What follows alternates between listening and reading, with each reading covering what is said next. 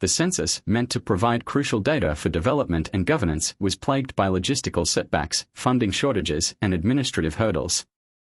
Despite being a critical exercise to accurately assess Papua New Guinea's population, the process was marred by delays, disorganization, and a lack of proper coordination among government agencies.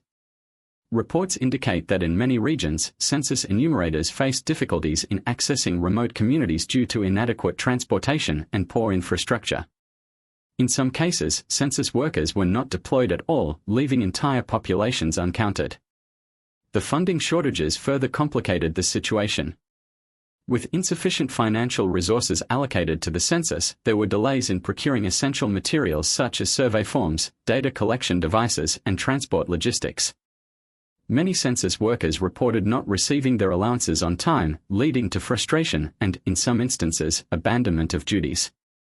These financial constraints also limited the government's ability to conduct proper training for field staff, resulting in inconsistencies and errors in data collection. Critics argue that the failure of the census could have long-term consequences for the country.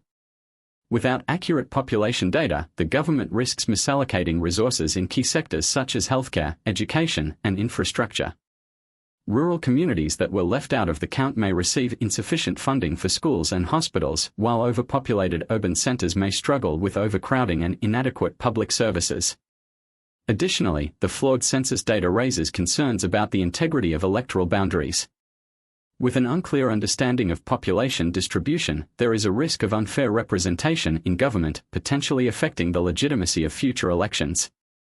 Policymakers and analysts warn that without a reliable population count, national planning efforts could be severely compromised, making it difficult to implement long-term development strategies effectively. As frustration mounts among citizens and civil society groups, calls for accountability have grown louder. Many are demanding a thorough investigation into the mishandling of the census and urging the government to put measures in place to prevent similar failures in the future.